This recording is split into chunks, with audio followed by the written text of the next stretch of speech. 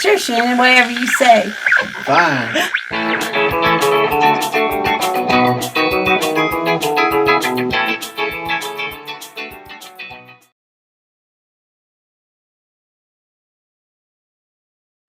So could you, like what you were telling me earlier about the Generation Geek and stuff, how you got started with that? All right. Well, Generation Geek is me and this guy here, my son Jordan Jay, and we are two generations of geek. We approach it from the professional backstage side and the super fan side that has all the information, all the knowledge that matters to fans. I do more of the technical analysis and the breakdowns of how things are done and how to navigate the industry. But it's a lot of fun. I get to work with my son, and so we're building something together. That's cool.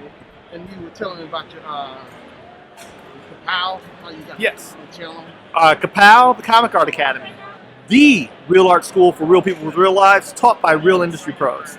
And this is my give to the industry that's been so good to me and my family. And sharing my experience and type of mentorship with those that have stories they want to tell and just don't know how to go about it or don't have the skills. And so we encourage people, regardless of your skill level, to apply. If you bring the mindset, we'll give you the skill set.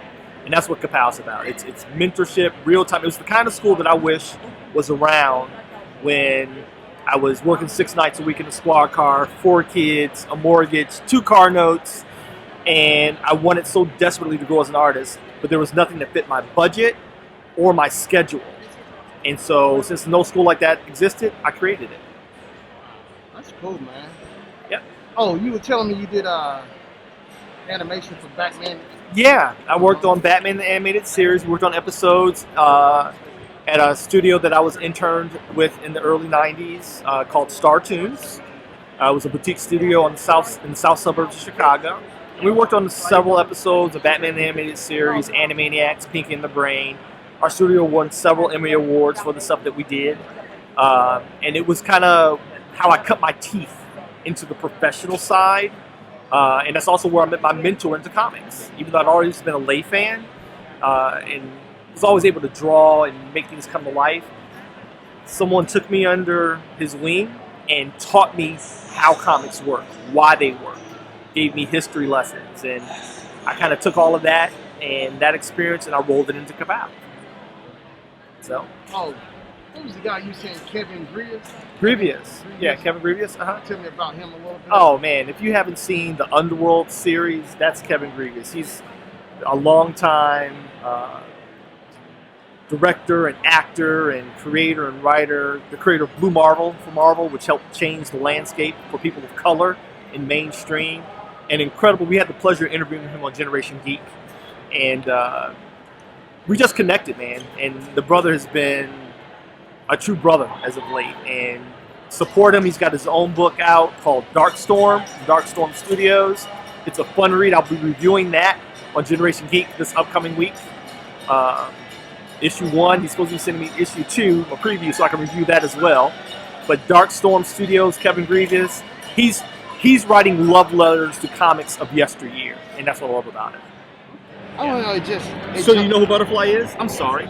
You join us as well. You know who Butterfly is? No, I'm not. All right, so Butterfly was a character that was created in, I want to say, maybe in the late 60s or the early 70s. She appeared in a comic called The Hellblazer. She's officially the first female black superhero in comics. Really? Yes. I thought it was the black Captain Marvel. Oh, no, so she predates them significantly. Oh, wow. Her name is Butterfly, and horribly drawn, but it's a period piece. And her powers were in her suit, which gave her light-based powers. She can control light. And so I took the character because she's public domain now, right? And I'm like, let me do my iteration of Butterfly. So my studio, Honor Studios, we are bringing back our version of Butterfly. I call her the bold, beautiful black butterfly. That's her title. And then we're also bringing back this guy here, Lion Man. This is Black History stuff. Lion Man is actually the character that inspired Black Panther, the Jack Kirby. He was created all Negro comics by Orrin C. Wells. The little thing about all Negro comics. All Negro comics, again, I'm bad with the dates, but it was back when newsprint was king. They were the first ever black-owned comic company, ever, right? They released one issue, which was an anthology in which Lion Man appeared. And tell me if you don't see where Jack Kirby and Stanley robbed. I see it too, man. He was trained in the United States. He went back to Africa to protect a mountain of uranium from despots, right? And he was highly scientific. He was trained in science and technology, but uranium versus vibranium. Man, Captain America ripped him off. So they really took Black Panther from this guy. It's consensus that everything comes from something. Yeah. But the reason he's largely forgotten is because all Negro comics only released one issue. Due to the climate of the times socially, many people took exceptions to a black comic book company. And so miraculously, after issue 1 was printed, no one had newsprint to provide them anymore. They couldn't find newsprint to print on. No one would sell it to them. What? So the lack of material. Now, mind you, this is the era of newspapers. Okay, we're talking the 1940s. Okay, And they couldn't find it. they would not sell them no vendor would sell them newsprint, and then effectively shut them down. So they only got the one issue. You can still find reprints of it. And so what I'm doing for Honor Studios, is they're both public domain, I'm taking them, re-envisioning them with a modern twist, but keeping the core elements of their character intact. Yeah. So, little history lesson, right? So I kept some of the design elements. Yeah. All he had was a headband and literally a loincloth. He was naked. All he had was a headband. Now, mind you, I take no exception to that artistically because it was an all-black company. Right. But those were the design trends of the time. You know what I mean? And so I kept kind of like the loincloth piece, but I added the tattoos, the emblems, the paint. You know what I mean? I teched them up, and there's also going to be a supernatural element. I say I'm reclaiming Black Panther. I'm going to reclaim Black Panther, Who's the one in like the black, blue, and purple next to Shazam? That's actually another one of my original characters from Honor Studios. Oh. My Honor Studios stuff is hot. See, you guys are asking about all Honor Studios stuff. That's another original character of mine from Honor Studios. His name is Eben X. Eben X, like Ebony X. And he's a legacy character, and basically I put a lot of my life story into his journey, but think of him as, his powers are shadow-based. And he has this carapace, but the lineage of the carapace is, throughout history in different cultures, there was a legend of a black-clad warrior. And it was always somebody from his family, because only his family has the genetic code to access the carapace. But the carapace envisions itself, it adapts to the personality of the wearer. So in the previous incarnations, it may look like the Black Knight. In Japan, it may look like a black samurai. You know what I mean? And now this is what it looks like in modern day. And it skipped a generation because his father disappeared, and his grandfather wore the mantle for too long. And so the grandson was totally unaware of his legacy, and now it's thrust upon him, and he doesn't know what to do with it. He's like, what am I supposed to do with this?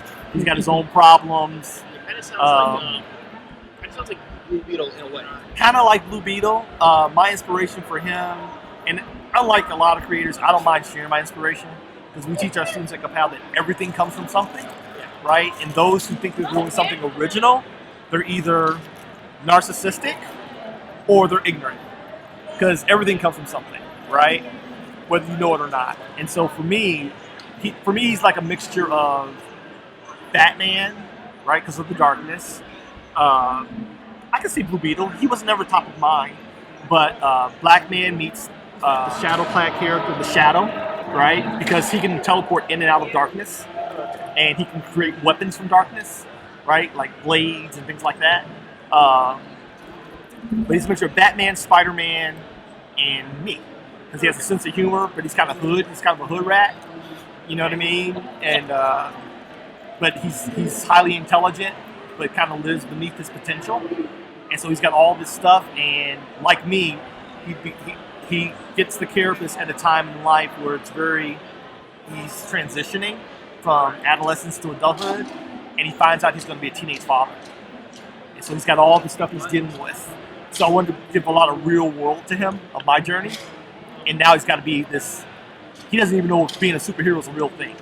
You know what I mean? Because he's kind of disenfranchised by, you know, law. And he ends up becoming a cop like me. That's going to be part of his journey. He doesn't like the police, but later on he's going to become a cop. How much is it for a printer though?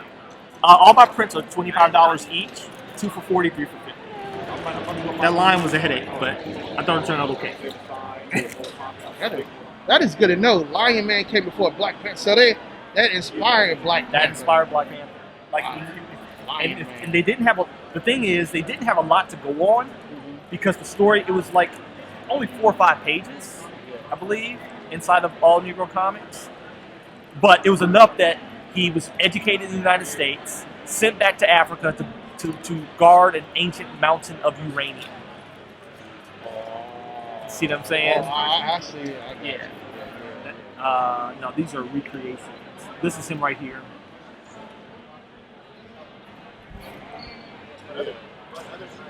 See?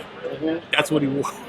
And so if you look at the similarities in the costume, I was like, I wanted to keep certain of things, but I wanted to up the Africa factor. Yeah.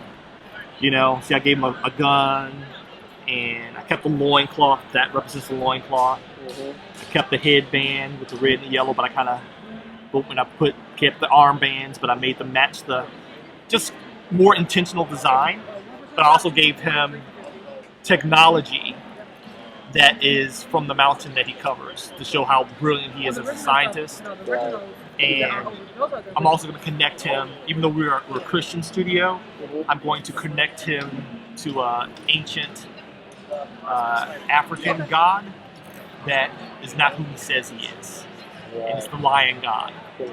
Right, it's the lion god, who he gets some of his heightened strength and stuff from. But it's going to be a twist. It's going to be a twist. I love it. I love it. Thank you so much, Solo. Thank you. Thank you. I'm trying to convince Kevin Greaves to write this with me. All right, man. I appreciate everything. Thanks, brother Thanks so Shannon. much. Thank you for your support, man. Yeah, no, thank you.